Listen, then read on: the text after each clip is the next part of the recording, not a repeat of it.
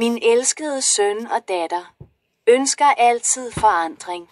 Hvis du lever i tæt selskab med mig, vil du opleve konstant forandring.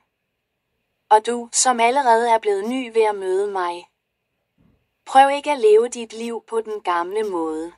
Hvis du kommer til mig med en vilje til at lære, vil du helt sikkert indse, at din rejse med mig er en forandringsrejse gennem fornyelsen af dit sind.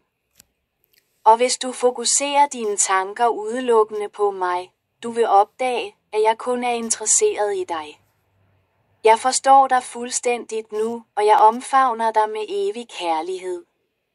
Og vid, at jeg er kommet for at bringe dig fred, en fremtid og håb, ikke katastrofe. Som jeg lovede dig i Jeremias kapitel 29, vers 11. Og du hopper helhjertet ud i dette eventyr med at blive intim med mig. Og tag dit å med mig, så bliver din byrde let og let.